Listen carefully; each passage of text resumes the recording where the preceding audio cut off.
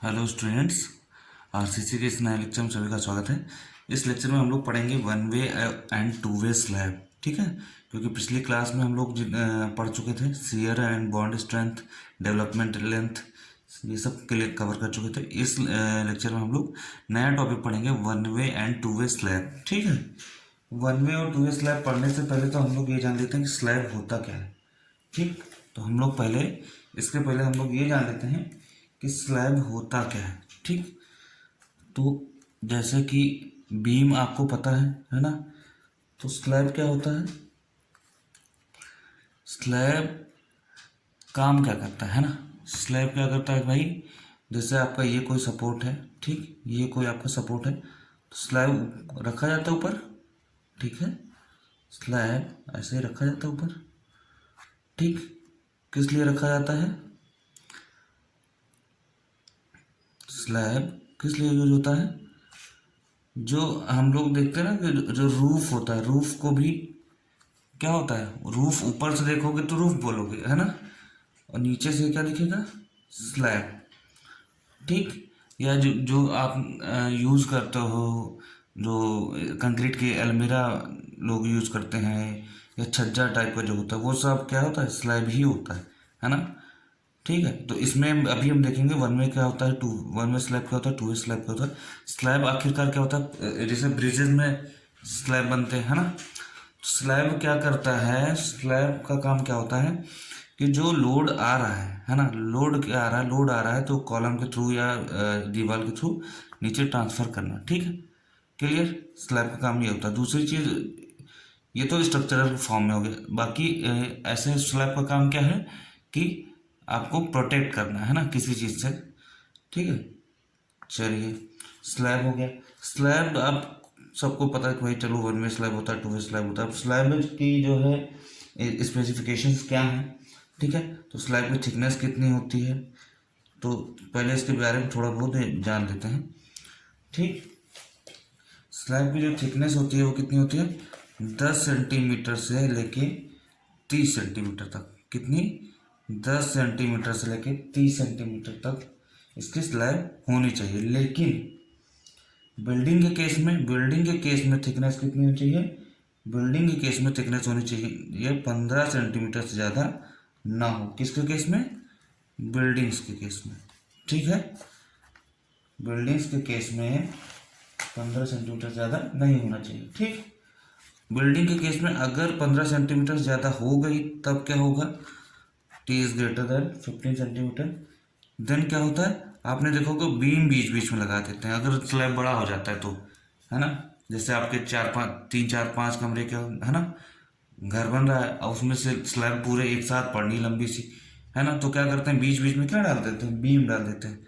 ठीक, तो beam introduced introduced ठीक, बीम इंट्रोड्यूस्ड, और बीम इंट्रोड्यूस कर देंगे तो क्या होगा, वहां से ब्रेक लग जाएगा, तो जो आपकी लेंथ होगी, है ना, वो क्या होगी, एंड रिड्यूस लेंथ, लेंथ क्या होगी, कम कर देंगे, रिड्यूस लेंथ। ठीक, क्लियर। लेंथ क्या करेंगे हम, रिड्यूस कर देंगे।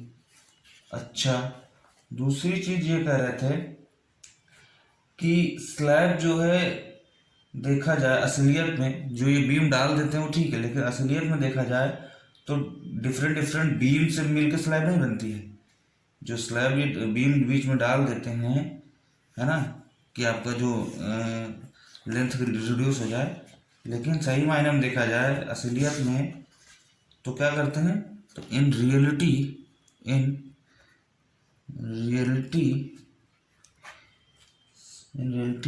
Slab is not made by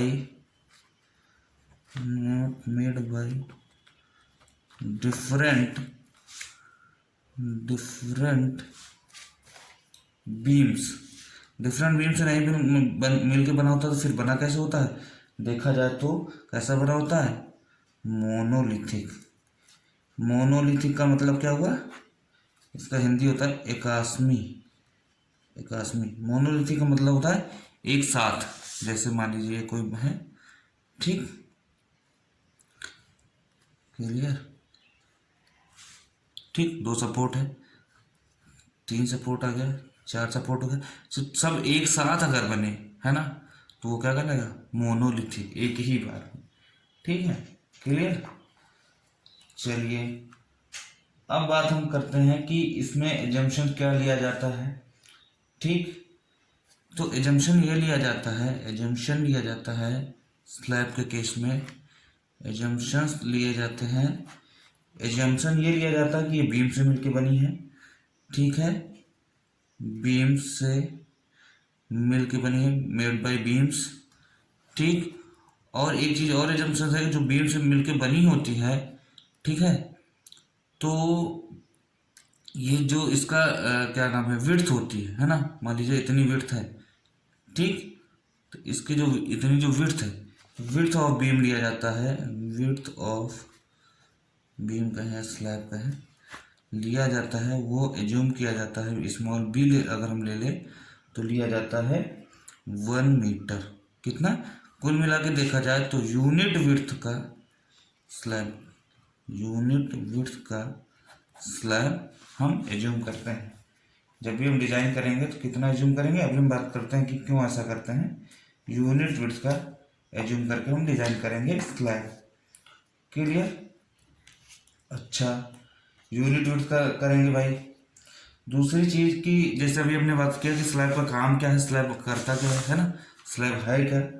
तो जैसे कि छत है आपका, है ना, या फर्श है, ठीक है, या ब्रिज है, पुल है, मान लीजिए नीचे से नाला गया, नदी गया, तो उसके ऊपर पुल बनाते हैं, तो इन सबको ढकने के लिए काम आता है ना भाई। इनको क्या करना है, एक तरीके से देखा जाए पार्ट दिया जाता है।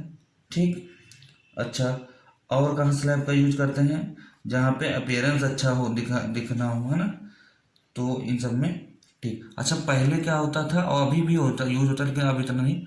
स्लैब कैसे बनता था, उसके ईंट का भी स्लैब बनता था। ठीक है, ठीक, तो ब्रिक से भी बनता था। अब क्या है, इन ओल्ड डेज अब क्या है, आरसीसी का ही बन रहा है। ठीक, ये भी देता था स्ट्रेंथ, लेकिन ये ज़्यादा स्ट्रेंथ देता है। ठीक, अब आरसीसी का प्रचलन क्या है, बढ़ता जा रहा है, लेटेस्ट। ठीक है, ओके। और 1-1 मीटर जो चौड़े बता रहे हैं, 1-1 मीटर चौड़े बीम्स की, है ना, 1-1 मीटर चौड़े बीम्स की, ये मान के चला जाता है, एजम्पशन ये होता है कि 1-1 मीटर चौड़े जो बीम हैं वो क्या है, इसमें यूज होते हैं स्लैब में। ठीक है, क्योंकि एजम्पशन ही यही है कि स्लैब जो है डिफरेंट बीम से मिलकर बना। ठीक है भाई, अब एक बात करते हैं, एक काम करते हैं, टॉपिक में यह है कि डिफ्लेक्शन का जो सेफ इन डिफ्लेक्शन है, कि डिफ्लेक्शन में देखा जाए कि हमारा बीम या स्लैब जो है ना, वो सेफ रहेगा कि नहीं रहेगा, तो उसके लिए एक फंडा है। तो for safe in deflection, for safe in deflection, for safe in deflection, ठीक, L effective by D, D क्या है, इफेक्टिव डेप्थ यहाँ पे है, तो L by D maximum value जिसकी है वो क्या होगी। ठीक, तो अभी जैसे कह रहे हैं वैसे नोट कर लीजिए, फिर अभी बताते हैं सारा है क्या, 1 वे क्या है, 2 वे क्या है। 1 वे स्लैब, 1 वे सिंपली सपोर्टेड, 1 वे सिंपली सपोर्टेड स्लैब, ये कहाँ दिया है सब, IS 456/2000। ठीक, 1 वे सिंपली सपोर्टेड स्लैब की जो वैल्यू होगी, एल बाई डी की वैल्यू वो होगी 20। ठीक, दूसरी होगी 1 वे कंटिन्यूअस स्लैब, कंटिन्यूअस स्लैब, इसकी होगी 26।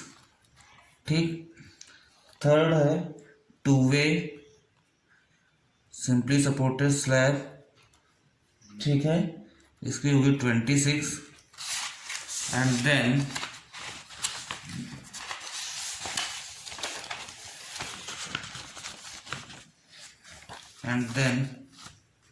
फोर्थ है फोर्थ है हमारा two way continuous slab, two way continuous slab. Continuous के केस में क्या हो जाता है, इसकी वैल्यू हो जाती है 30, ठीक है। फिर 5वां नंबर है कैंटिलीवर स्लैब, कैंटिलीवर के केस में हो जाता है इसकी वैल्यू 7, कैंटिलीवर स्लैब इसके केस में हो जाता है L/D की वैल्यू 7, ठीक, मैक्सिमम वैल्यू। अच्छा, अब स्लैब कितने टाइप के होते हैं, तो सपोर्ट जो यूज होता है स्लैब में उसके हिसाब से, स्लैब बेस्ड ऑन सपोर्ट्स,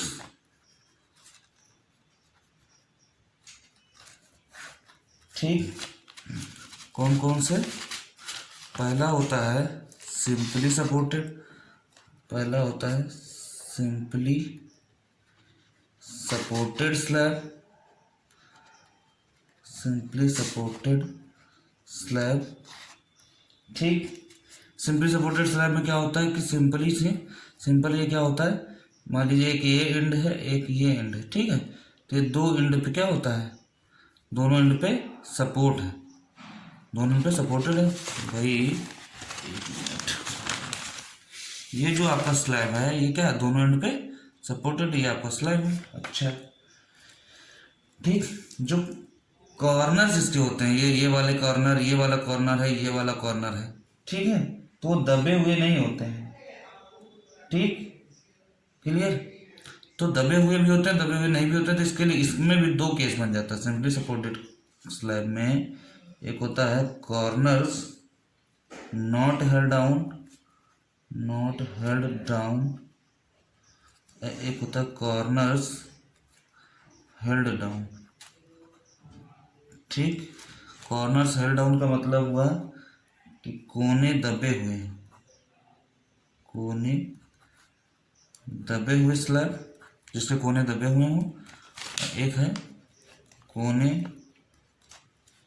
दबे हुए नहीं है, ठीक, हटा ही देते हैं इसको, कोने दबे हुए नहीं है, ठीक, नॉट हेल्ड डाउन। अभी देखते हैं कि ये सब क्या है। दूसरा शब्द होता है fixed and, fixed and slab. Fixed and slab का मतलब जाहिर सी बात है आपका कैसा है, एंड है फिक्स्ड, मतलब इधर से भी फिक्स है और इधर से भी फिक्स है, ठीक, क्लियर। मतलब ये जो सपोर्ट है ये क्या है, टोटली फिक्स है, यहाँ से भी यहाँ से भी, ठीक, क्लियर। अच्छा, इसमें होता क्या है, पॉजिटिव बेंडिंग मोमेंट कहाँ आएगा, मिड पे जो आएगा वो क्या आएगा, पॉजिटिव बेंडिंग मोमेंट, और एंड्स पे क्या आएगा, नेगेटिव बेंडिंग मोमेंट। मिड पे आएगा पॉजिटिव बेंडिंग मोमेंट, एंड्स पे आएगा नेगेटिव बेंडिंग मोमेंट, ठीक। अच्छा, फिर आता है continuous slab, continuous slab, continuous slab का मतलब क्या होता है, ये आपका स्लैब है, मान लीजिए मैं इसे बना दे रहा हूँ, ठीक, क्लियर।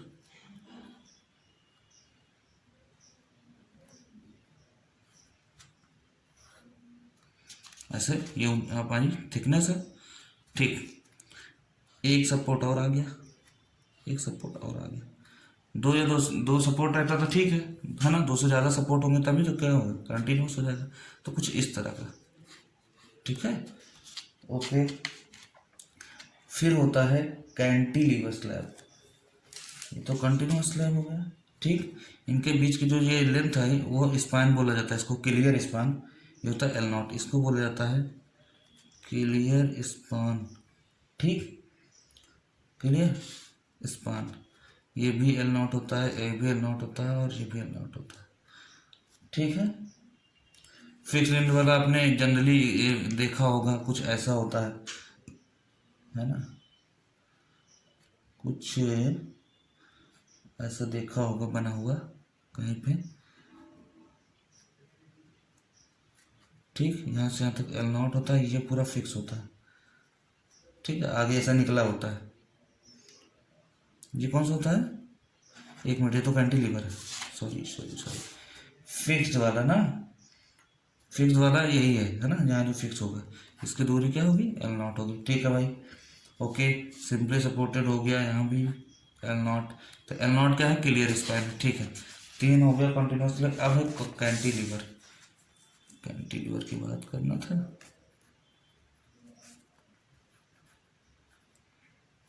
कैंटिलीवर स्लैब आपने देखा होगा, जैसे जो छज्जा नहीं निकला रहता वही है ना, जैसे आपने ऐसा देखा होगा।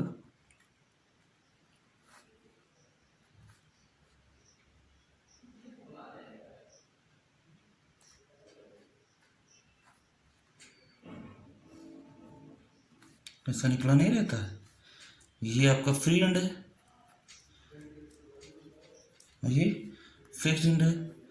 कैंटिलीवर में ये तो होता है, एक तरफ फिक्स एक तरफ फ्री। ठीक, तो ये आपका कैंटिलीवर स्लैब हो गया। ठीक है, अच्छा। अब एक टॉपिक और है, डिफरेंस। कुछ लोग ये कहते हैं कि जब स्लैब बीम से ही मिलके बना है तो डिफरेंस फिर क्या है स्लैब और बीम में, तो बीम और स्लैब में difference, difference between slab and beam. ठीक, ध्यान सुनिए।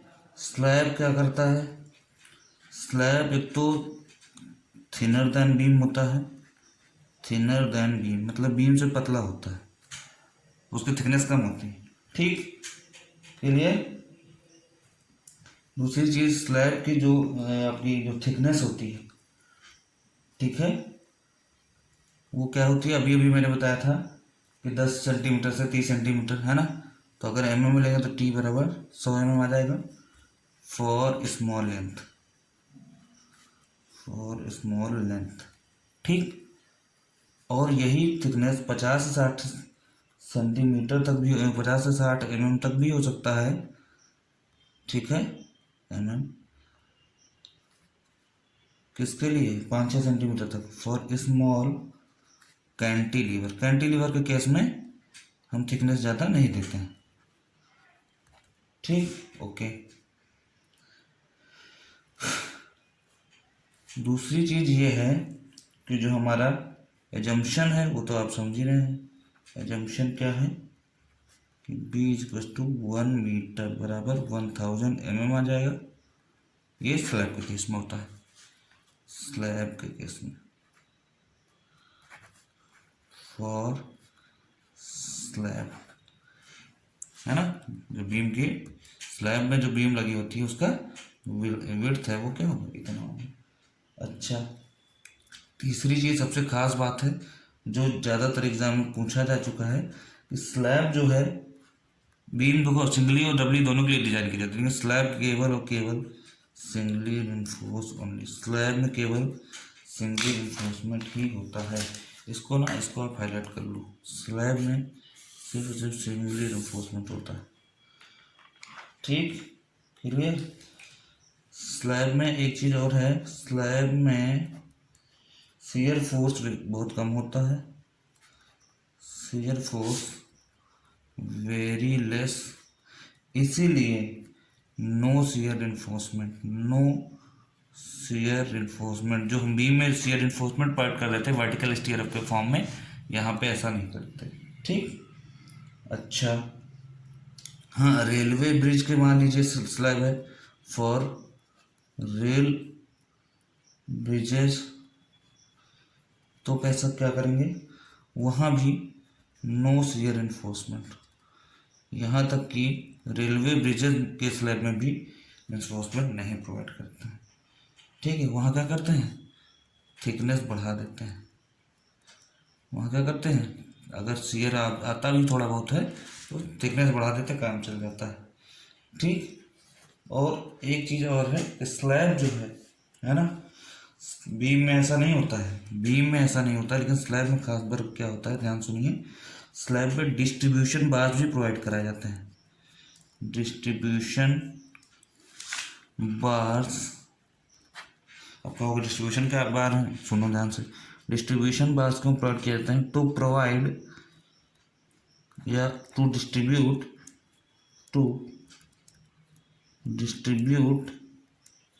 Loads.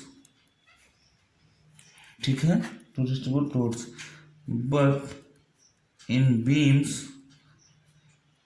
Beams not provided, beams में कहाँ डिस्ट्रीब्यूशन बार होती है, नहीं होती।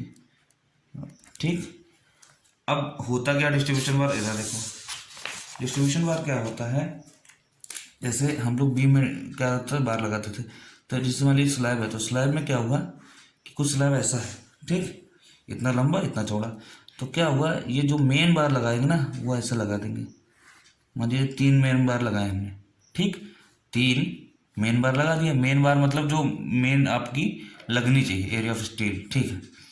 अब क्या हुआ लोड ज़्यादा है तो लोड को डिस्ट्रीब्यूट करने के लिए इसके जस्ट परपेंडिकुलर पे डिस्ट्रीब्यूशन बार अप्लाई किया जाता है, डिस्ट्रीब्यूशन बार भी लगाया जाता है, ये कम जो है डायमीटर की होती है इसके कंपेरिजन में, इसके अगर हम लोग पढ़ेंगे, ये होती है हमारा मेन बार और ये होती है हमारी डिस्ट्रीब्यूशन बार, क्या करने के लिए, लोड डिस्ट्रीब्यूट करने के लिए कि अच्छा से डिस्ट्रीब्यूट हो जाए, डिस्ट्रीब्यूशन बार, ठीक है, क्लियर। अच्छा, लोड डिस्ट्रीब्यूट करने के लिए हो गया भाई। फिर है कि types of slab, classification of slab कर सकते हैं, स्लैब होती कितने टाइप का है, क्लासिफिकेशन ऑफ स्लैब, देखो क्लासिफिकेशन ऑफ स्लैब आप पढ़ चुके हो कि कैंटिलीवर स्लैब ये सब, ठीक, लेकिन तब भी एक बार नाम तो सबका जान ही लेते हैं। तो एक तो होती है वन वे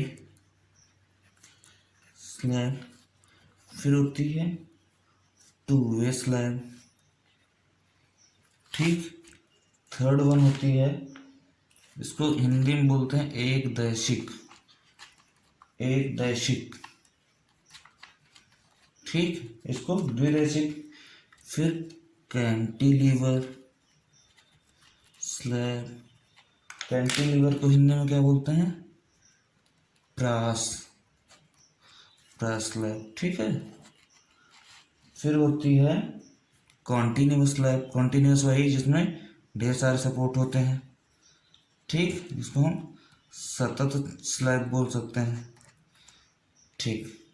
फिर है फ्लैट स्लैब, फ्लैट स्लैब का मस्त एग्जाम्पल, बढ़िया खास एग्जाम्पल क्या है, ये एकदम चपटी है ना, चपटी स्लैब, जैसे कि पेट्रोल पंप पे आपने देखा होगा, जहाँ पेट्रोल भरवाने जाते हैं वहाँ देखा होगा फ्लैट स्लैब होता है ना, एक यहाँ पे सपोर्ट है तो एक यहाँ, मतलब सिर्फ 2 ही सपोर्ट होगा और कुछ नहीं, ठीक है। और ये इसकी जो क्लियर स्पान थी बहुत ज़्यादा होती है, ठीक है, इसके बारे में अगले उसमें चर्चा की गई है, ठीक है। फ्लैट स्लैब अभी आपके यहाँ नहीं है सिलेबस में। सर्कुलर स्लैब, सर्कुलर स्लैब कहाँ यूज होता है, गोलाकार वृत्ताकार, कहाँ पे, या डोम स्लैब, डोम्ड स्लैब, डोम्ड कहाँ, गुंबद टाइप का, जैसे मंदिर वगैरह में, मस्जिद वगैरह में, है ना, डोम स्लैब बहुत यूज की जाती है, या अच्छा लुक देने के लिए सर्कुलर स्लैब यूज की जाती है। तो ये सब नाम है, इनको कम से कम नाम तो आपको पता ही होना चाहिए, ठीक है। हमारे यहाँ जो मेन स्लैब बस में वो है वन वे और टू वे, तो वन वे टू वे अच्छे से पढ़ लेते हैं, ठीक है। तो अब पढ़ते हैं, टॉपिक शुरू करते हैं, one way slab and two way slab, ठीक, वन वे स्लैब, ठीक है। देखिए कोई भी स्लैब वन वे स्लैब होगा या टू वे होगा, ध्यान सुनिए, कोई भी स्लैब दिख रहा है, एक मिनट, दिख रहा होगा, कोई भी स्लैब वन वे है या टू वे है, ये किस पर डिपेंड करता है, तो ध्यान से सुनिए, स्लैब जो है ना, इससे डिपेंड है, स्लैब पहली कंडीशन है, पहली कंडीशन है, if slab is supported at 2 inch, अगर slab supported at 2 inch only, ध्यान सुनिए, अगर कोई भी स्लैब है और सिर्फ 2 ही एंड पे सपोर्टेड है एट 2 इंच ओनली, तो ये 100% क्या होगा, तो ऐसा स्लैब क्या होगा, 100%, आप लिख सकते हैं इसको ऐसे, 100% वन वे स्लैब होगा, कौन सा होगा, 100% वन वे स्लैब, मतलब इसमें कोई डाउट ही नहीं है। आप देख लीजिए, अगर दो ही सपोर्ट पे है तो 100% वन वे स्लैब होगा।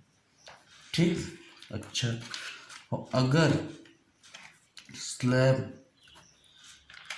सारे सपोर्ट पे होगा, जैसे मान लीजिए ये कोई स्लैब है, ठीक, अब यहाँ से दो ही सपोर्ट पे खड़ा है तो ये वन वे होगा, लेकिन यहाँ भी यहाँ भी चार सपोर्ट तो इसको ऐसे ही नॉर्मली हो जाते हैं। ठीक है, सारे सपोर्ट पे हैं तो फिर डाउट होगा। तो slab, if slab supported at all ends, supported at all ends, अगर सब पे है, सपोर्टेड है, तो क्या होगा, तो यहाँ पे कंडीशन बनेगी, तो कंडीशन बनेगी कि ये वन वे भी हो सकता है, टू वे भी। तो कंडीशन ये बनेगी कि L Y by L X, if L Y by L X is greater than two, if L Y by L X is greater than two, then it is one way slab. हम बताते हैं one कि L Y L X क्या है। If L Y by L X is greater than two, then one way slab. If L Y by L X is less than or equal to two, less than or equal to two, मतलब दो से ज़्यादा होगा तो one way slab, दो या दो से कम है तो टू वे स्लैब। ये कब पता चलता है, जब सारे सपोर्ट पे, अगर दो ही सपोर्ट पे तो 100% वन वे स्लैब है, फिर ये चेक करने की जरूरत ही नहीं। एल वाई एल एक्स है क्या, एल वाई एल एक्स साफ साफ ये है कि ये आपका हो गया एल एक्स और ये आपका हो गया एल वाई। क्लियर, समझ में बात आई कि नहीं आई। एल वाई एल एक्स का रेशियो निकालिए, है ना, मान लीजिए 4 दिया, ये 5, ये आपके 8 दिया है, ठीक, तो आप देख लीजिए 4/8 करके, 8/4 करके, ठीक, 4/8 करेंगे नहीं आएगा, है ना, 0.5 आएगा, तो ये 2 वे हो जाएगा। अगर मान लीजिए ये 8 दिया है, ये 4 दिया है, तो 8/4 2 आएगा, एग्जिट 2 आएगा, 2 वे स्लैब होगा। अगर ये मान लीजिए 9 है, ये 4 है, तो 9/4 क्या आ जाएगा, 2.25, ये वन में हो जाएगा क्योंकि ये ग्रेटर देन 2 है। ठीक है, तो इसी तरह सिंपल सी बात है कि स्लैब जो है, काम क्या स्लैब का, स्लैब जो है एज जो है यूज किया जाता है, जैसे पुल है ना, ब्रिजेज हैं, या कहीं भी उसको पाटने काम आता है। दूसरी चीज़ क्या है कि स्लैब कितने टाइप के होते हैं, 2 टाइप के होते हैं, one way slab, two way slab. तो वन वे कैसे पता करेंगे वन वे स्लैब है कि टू वे स्लैब है, तो अगर वो सिर्फ दो ही एंड पे सपोर्टेड है तो वो 100% वन वे स्लैब होगा। अगर सारे एंड पे सपोर्टेड है तो चेक करेंगे L Y by L S करके, इज ग्रेट, अगर if it is greater than one way slab, then it is, if it is greater than two, then it is one way slab. अगर ये 2 से कम है या दो के बराबर तो टू वे स्लैब होगा। ठीक है, आपको एल वाई एल एस दिया रहेगा कि कितनी कितनी साइज है इसकी। ठीक है, ओके। अब हम बात करते हैं, वन वे स्लैब हो गया, टू वे स्लैब हो गया। अब हम बात करते हैं कि स्लैब के बारे में हमारा IS कोड जो है वो उसने क्या क्या रिकमेंडेशंस दी हैं। देखिए इसमें क्या है, इसमें डिज़ाइनिंग भी है, ठीक है, और एनालिसिस भी है। एनालिसिस और डिज़ाइनिंग सेम वैसे किया जाता है जैसे सिंगली रिइंफोर्स बीम का करते हैं। ठीक है, तो इसमें परेशान होने वाली बातें हैं। कुछ रिकमेंडेशंस हमारे IS कोड ने दिया है, तो वो जैसा कोड जो दे दिया रिकमेंडेशन, तो वो तो वैसे ही पढ़नी है, उसमें तो ये है नहीं कि ये आया कहाँ से, कैसे, क्या है। ठीक है, तो रिकमेंडेशंस, ठीक है, कि कोड ने कहा कि ये चीज़ ऐसा होना चाहिए। ठीक, तो पहली बात तो कोड ने ये कहा कि जो हम एल इफेक्टिव निकालते हैं, याद अभी हमने बताया था आपका LYD की वैल्यू जो है 20 होनी चाहिए, 7 होनी चाहिए। तो एल इफेक्टिव, तो इफेक्टिव स्पैन क्या होनी चाहिए, इफेक्टिव स्पैन या इफेक्टिव लेंथ, स्पैन और लेंथ एक ही चीज़ है। इफेक्टिव स्पैन के बारे में कोड ने कहा, कंडीशन नंबर 1, कंडीशन नंबर 1 कि if slab is simply supported, if slab is simply supported slab, then, ये एग्जाम में आ चुका है, कई बार वो आता भी है कि अगर सिंपली सपोर्टेड स्लैब है तो इफेक्टिव लेंथ क्या होगा, एल इफेक्टिव बराबर इन्होंने बताया L0 + D और एल नॉट प्लस डब्ल्यू, और इन दोनों में जो भी मिनिमम होगा वो होगा एल इफेक्टिव। ठीक, अब है क्या ये एल नॉट तो क्लियर स्पाइन है, पता चल गया आपको। मान लीजिए सब ये आपका स्लैब है, ठीक, ये आपका सपोर्ट है, ये आपका सपोर्ट है, ठीक, ये आपका एल नॉट है। ठीक है भाई, हो गया एल, क्या हो गया, सिंपली सपोर्टेड है तो L not plus D plus W क्या है, ध्यान से सुनिए, डी, ये जो इतनी विड्थ ऑफ सपोर्ट है ये आपका डब्ल्यू है। डब्ल्यू क्या है, विड्थ ऑफ सपोर्ट या विड्थ ऑफ स्लैब, ठीक है। अच्छा, एल नॉट क्या है, क्लियर स्पान है, ठीक है।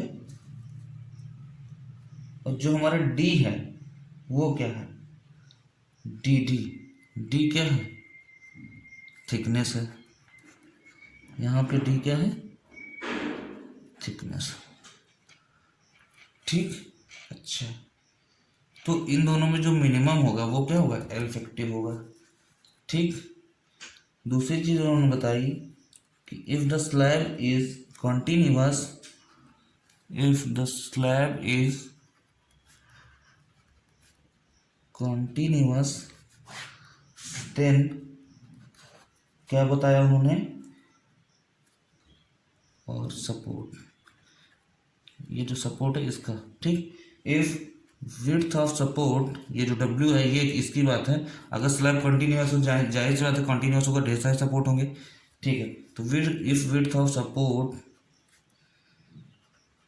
अगर विड्थ ऑफ सपोर्ट मतलब स्मॉल ये W is less then span upon 12, ठीक, मतलब that is if W is less then L not by 12। कुल मिला के ये अगर ऐसी कंडीशन बनती है, ये जो W है वो एल नॉट बाई 12 से छोटा अगर है तो देन एल इफेक्टिव बराबर होगा एल नॉट प्लस डी, जो ऊपर था वही होगा एल नॉट प्लस W, जो दोनों में मिनिमम होगा, ठीक।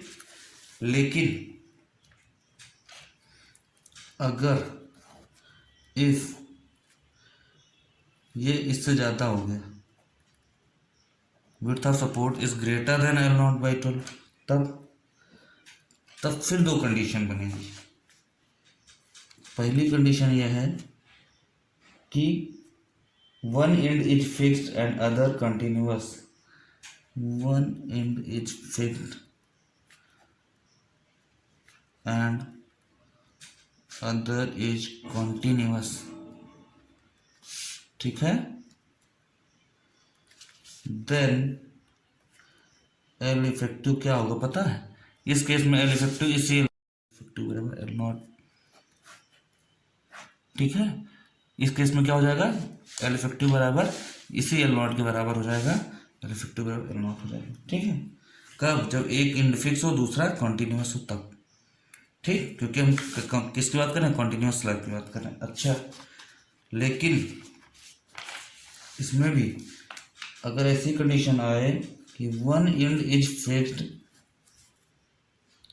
Sorry one is continuous, one and is continuous and other is simply supported, other is simply supported, तो एल इफेक्टिव बराबर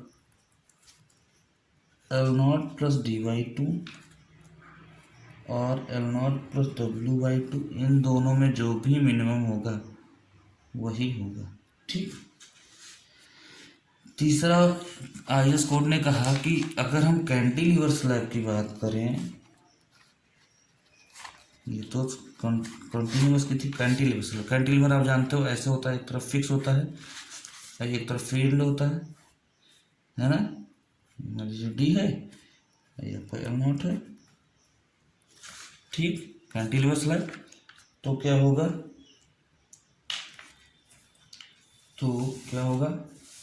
एक तो ये कि सपोर्ट ये वाला फिक्स हो, ठीक, तो if support is fixed code ने एक एक चीज पे दिया है, ये नहीं कहा कि कुछ छूटने ना पाए। अगर इसमें भी अगर सपोर्ट फिक्स है तो एल इफेक्टिव इन्होंने कहा कि L not plus D by two, ये यहाँ से यहाँ तक यही होगा, ठीक। लेकिन ऐसे भी तो बन सकता है हमारा, क्या ऐसे भी तो बन सकता है हमारा कैंटिलीवर।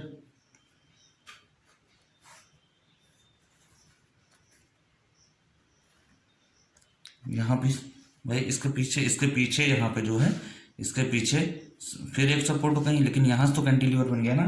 तो ऐसे भी हो सकता है कि सपोर्ट क्या है, फिक्स ना हो, ठीक। इसकी क्या है, विड्थ डब्ल्यू है। तो कंटिन्यूअस एंड अगर हो, कंटिन्यूअस एंड हो कि आगे और बढ़ता जाए सपोर्ट, तो क्या होगा, एल इफेक्टिव बराबर L not plus W by two, ठीक। इसको आपको याद करने की ज़्यादा जरूरत नहीं, कोड में सब लिखा हुआ है, ठीक है। हाँ, ये है कि एग्जाम में पूछ लेता है। तो ये तो इसने कहा, क्या नाम है, कोड ने कहा इफेक्टिव स्पैन के बारे में, ठीक है। फिर कोड ने डिफ्लेक्शन के बारे में कहा, और ये सब जो बता रहे हैं ये सब एग्जाम में आए हुए क्वेश्चन हैं, आते ही रहते हैं ऑब्जेक्टिव क्वेश्चन, ठीक है। तो दूसरी चीज डिफ्लेक्शन पे कोड ने क्या बोला कि डिफ्लेक्शन में स्लैब कब तक सेफ रहेगा।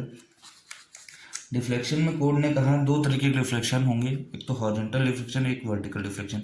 हॉरिजॉन्टल डिफ्लेक्शन मतलब अगर ये आपका जो ये यहाँ पे मान लीजिए ऐसा है, ठीक है, तो आपका जो इधर या इधर मूवमेंट अगर हो रहा है तो हॉरिजॉन्टल डिफ्लेक्शन, अगर ऊपर नीचे हो रहा है तो वर्टिकल डिफ्लेक्शन होगा, ठीक। तो कितना अलाउड है, ठीक है, उनकी लिमिट जो है तय किया किसने, कोड ने। तो horizontal deflection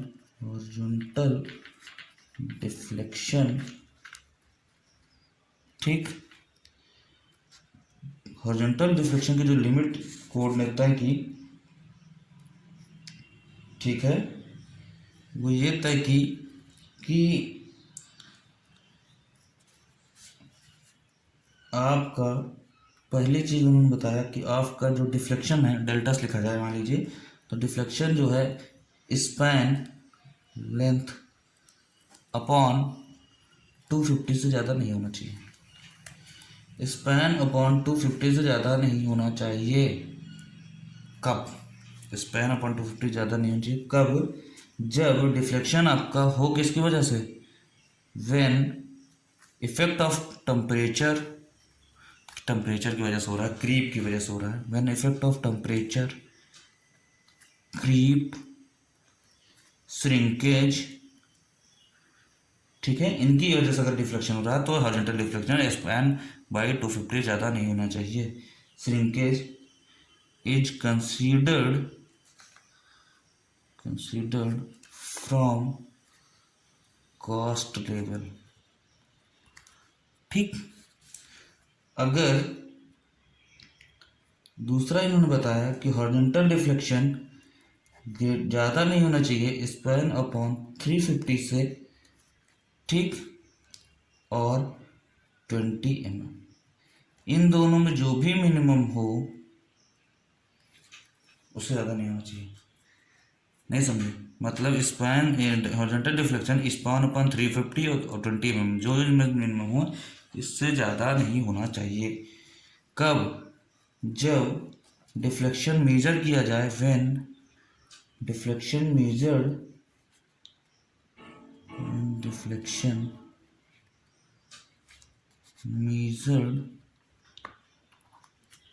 after erection of partitions, जब पार्टीशन हो जाए तो डिफ्लेक्शन आने के चांसेस होंगे, एंड फिनिशिंग, ठीक। तो ये कुछ कंडीशंस हैं, ओके। अब वर्टिकल डिफ्लेक्शन के लिए क्या कहा उसमें कोड ने, ठीक है।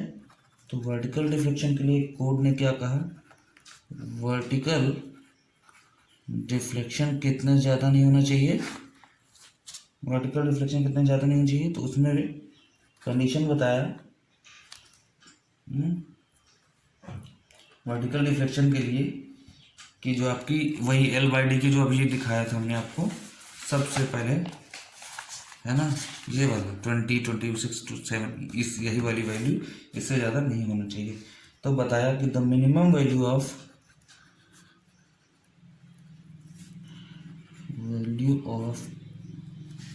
Effective depth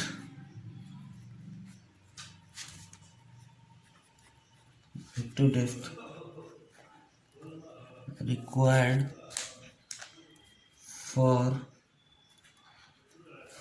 the thickness of slab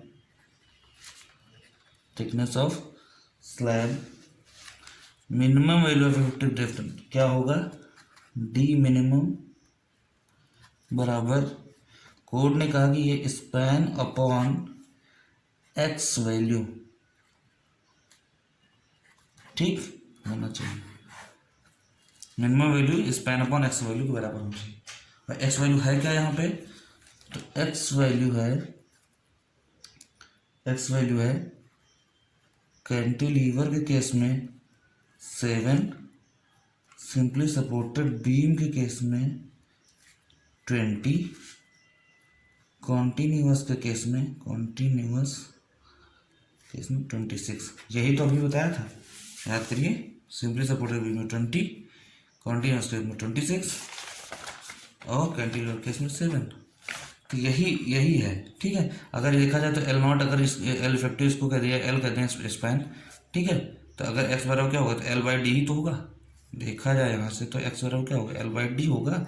इसी L/D की वैल्यू पहुँच दिया। तो कभी कभी पूछ लेता है कि what is the ratio of L/D in case of cantilever, 7 होगा। What is the value of L/D in case of simply supported, 20 होगा। What is the L/D continuous case में, 26 होगा, ठीक है। तो ये दिमाग में रखना है, ठीक।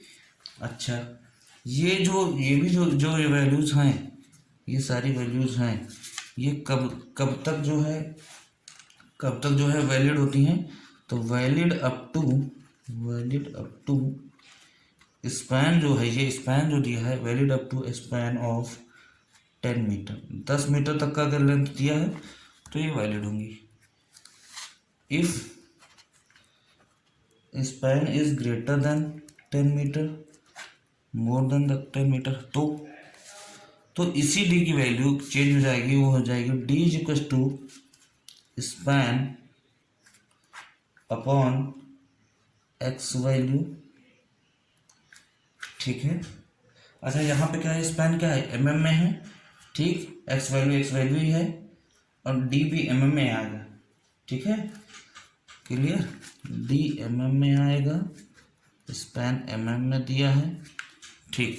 यहाँ पे क्या होगा, D equal to span mm में, ठीक, डी mm में आएगा, X value into 10 upon span, यहाँ मीटर में रखना है। ये चीज़ का बड़ा ध्यान देना आप लोग, इसको ना कोड ने बताया कि ये मीटर होगा। अगर आप यहाँ से रखेंगे तो डी की वैल्यू आ जाएगी। एक एग्जांपल लेते हैं, जैसे एग्जांपल लीजिए, मान लीजिए सिंपली सपोर्टेड बीम दिया, ठीक, सिंपली सपोर्टेड बीम है, एल दिया आपका 20 मीटर, ठीक। बोला कि मिनिमम डेप्थ ऑफ डी निकालिए, डी मिनिमम बराबर क्वेश्चन मार्क, ठीक। कैसा निकालेंगे, यहाँ स्पैन क्या है, 10 मीटर से ज़्यादा है, here L is greater than 10 metre, ये वाला फार्मूला लगेगा। डी बराबर क्या होगा, स्पैन कितना है, 20 मीटर है, एम में रखा जाएगा, 20 मीटर इंटू 1000 में आ गया। एक्स वैल्यू क्या है, सिंपली सपोर्टेड बीम के लिए एक्स वैल्यू क्या है, 20, ये एक्स की वैल्यू तो है, ठीक, 20 रख दिया हमने, इंटू क्या होगा, 10 अपॉन स्पान किस में है, मीटर में, 20 मीटर, 20 कैंसिल हो गया, इससे ये कैंसिल हो गया, कितना है 2000 mm, कितना है 2000 mm, ये आंसर हो जाएगा आपका। तो ऐसे निकालना है, ये आता है निकालने के लिए, 1-2 नंबर का आता ही आता है, ठीक है। अच्छा हाँ, अभी मान लीजिए ये क्वेश्चन ऐसा दिया होता है कि चलो एल इज टू दिया है, क्वेश्चन है एल इक्वल्स टू दिया 8 मीटर और डी निकालना है तो क्या होगा, और सिंपली सपोर्टेड बीम दिया है तो एल बाई डी कितना होता है 20, तो 8000 डिवाइडेड बाई 20 400 mm आ जाता है। ठीक, क्लियर। अच्छा, तो ये कोड जो है बता रहा था डिफ्लेक्शन के बारे में। ठीक है, कोड ने एक चीज़ और बताई,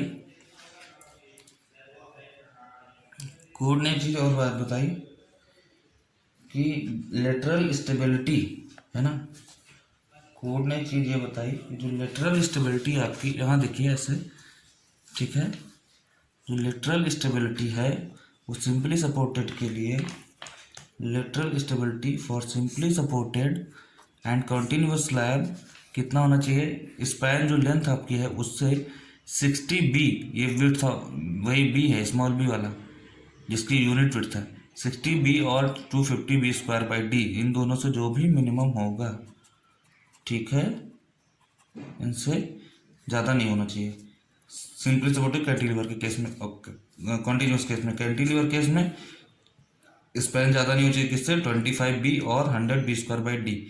ठीक, क्लियर। अब क्या है, एक क्वेश्चन है कि क्वेश्चन है, ये क्वेश्चन करते हैं हम लोग। क्वेश्चन दे रहा है कि सिंपली सपोर्टेड बीम है, 9 मीटर की लेंथ दिया है।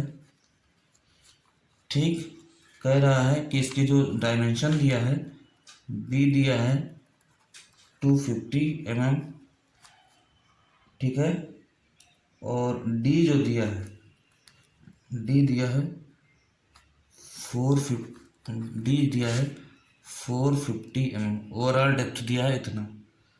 ठीक, पूछ रहा, कह रहा है चेक फॉर डिफ्लेक्शन, चेक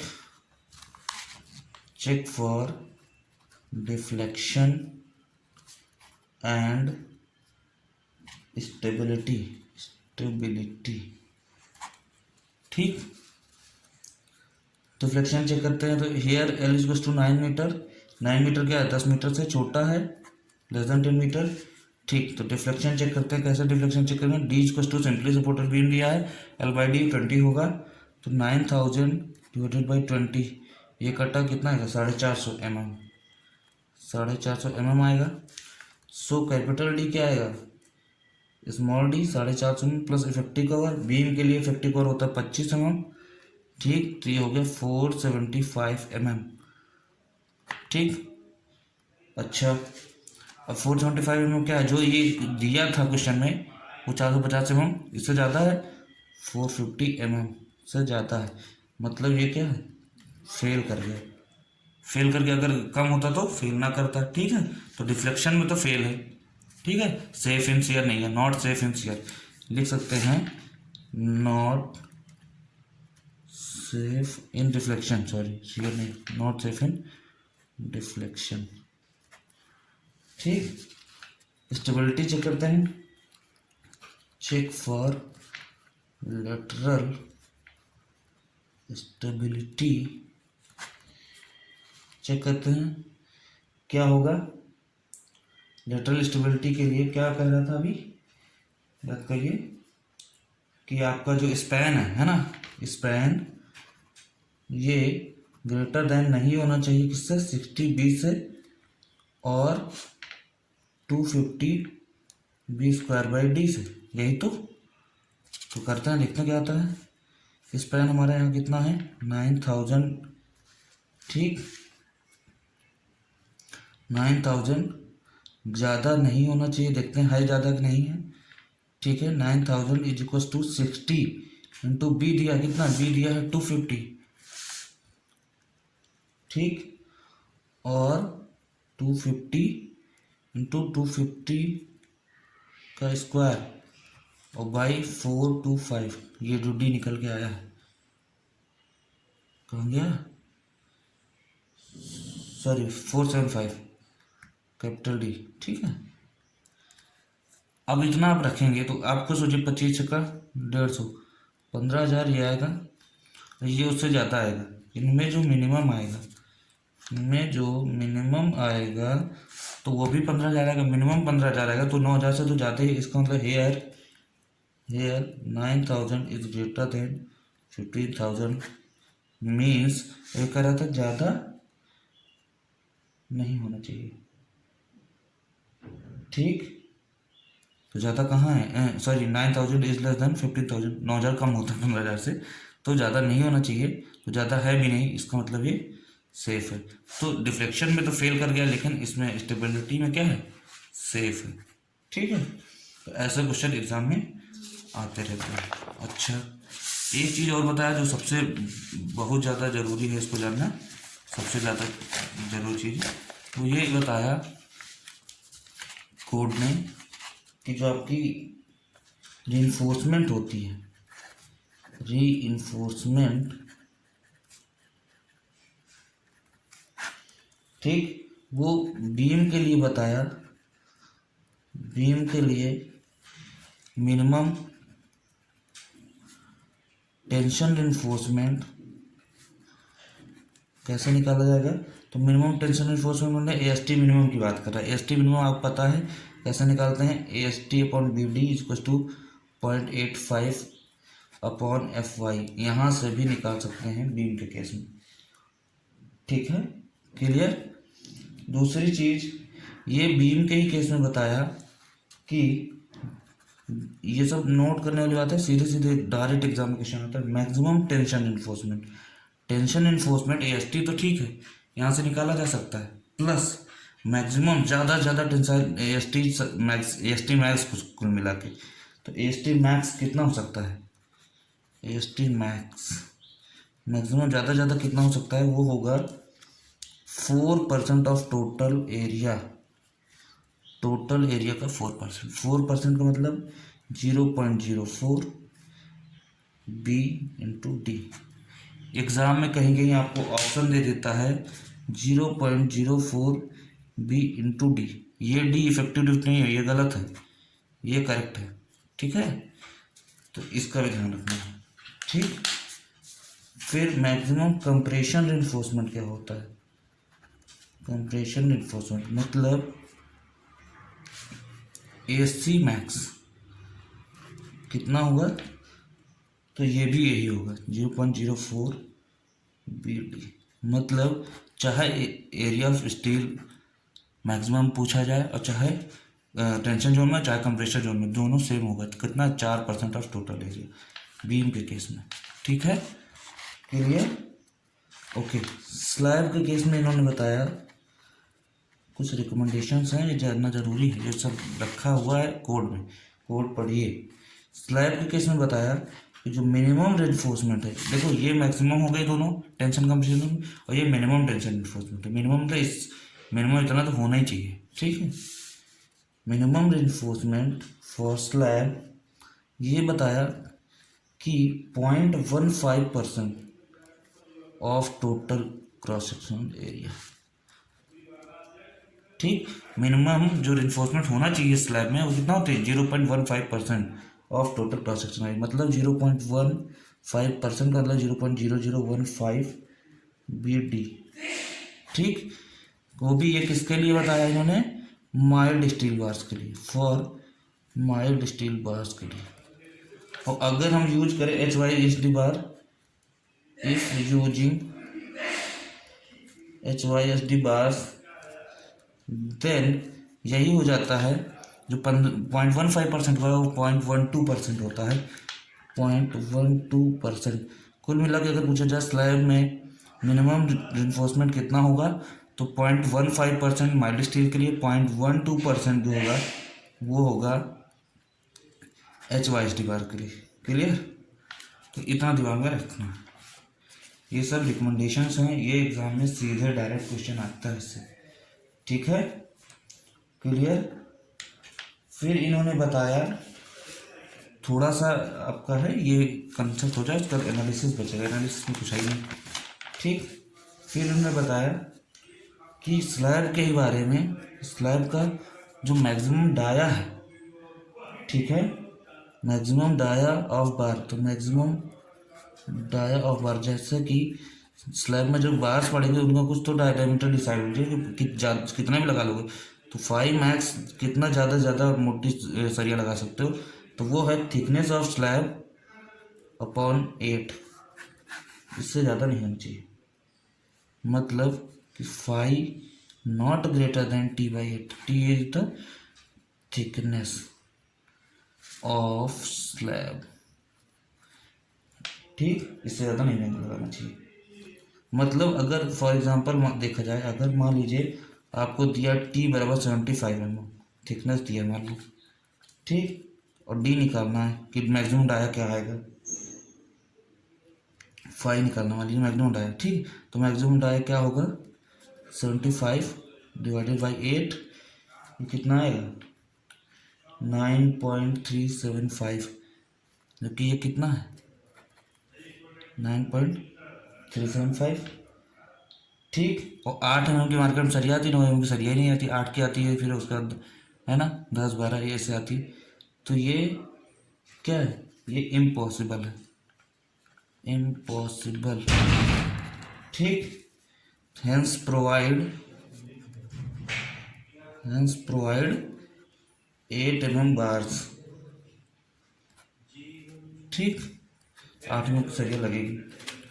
फिर स्पेसिंग के बारे में बताया यहाँ पे, जैसे बीम की स्पेसिंग होती थी वैसे स्लैब की स्पेसिंग के बारे में बताया कि SV जो होता है वो हमारा 3D और 300 mm, इन दोनों में से यहाँ पे D क्या है, थिकनेस है हमारी, आप 3.5 लिख सकते हैं, कोई दिक्कत नहीं, 3.5 लिख दीजिए, थिकनेस ऑफ स्लैब, इन दोनों में जो मिनिमम होगा वही लिया जाएगा, किसके लिए, मेन बार्स के लिए, spacing for main bars, not distribution bars, this is for main bars, ठीक है।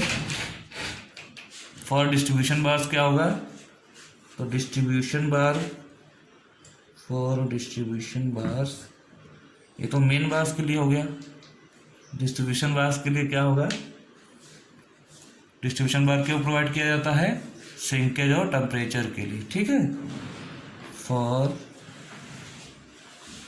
श्रिंकेज एंड टेम्परेचर, ठीक। इसमें स्पेसिंग कितना होता है, 5 टाइम्स ऑफ डायमीटर और 450 mm, इनमें जो मिनिमम होगा वही प्रोवाइड कर देना, ठीक। तो यहाँ तक का हो गया आपका 1 वे स्लैब और 2 वे स्लैब के बारे में या बीम के बारे में आपके IS 456-2000 के रिकमेंडेशंस, ठीक है। Analysis of 1 way slab and 2 way slab हम लोग नेक्स्ट क्लास में पढ़ेंगे, ठीक है। तो ठीक है, मिलते हैं नेक्स्ट क्लास में।